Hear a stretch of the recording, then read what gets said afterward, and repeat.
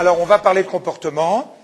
On va d'abord commencer par voir un peu ça de haut, puis après on viendra au moment de la vente, puis après on regardera des films avec, comme on l'a dit tout à l'heure, beaucoup d'humilité. Je vais prendre une image pour qu'on comprenne bien.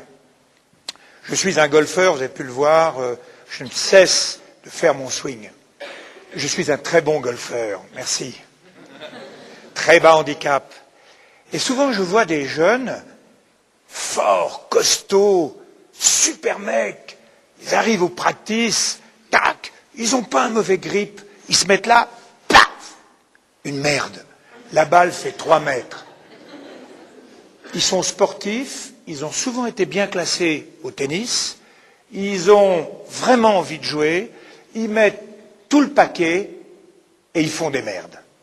Pourquoi ? Parce qu'ils ont les qualités mais ils ne savent pas.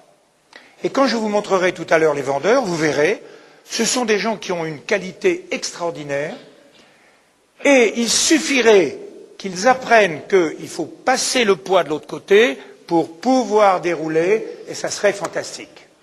Voilà comment on continue à être un bon golfeur. Ok. Tout le monde parle de l'évolution. C'est bête de dire que les gens changent. Oui, on est bien d'accord. On change parce que évolution des lois. Les 35 heures ont changé notre vie. On est pour, on est contre, mais ça a changé vos clients. Ils vivent pas pareil. Mais l'évolution des technologies. Aujourd'hui, j'ai mon ordinateur, mais vos clients ont leurs ordinateurs et ils ont même leur BlackBerry. Ils peuvent prendre les trucs pendant qu'ils sont en vacances. Donc, on vit une autre vie. Et on pourrait comme ça discuter pendant des heures, mais je vais vous montrer effectivement ce qu'est le comportement.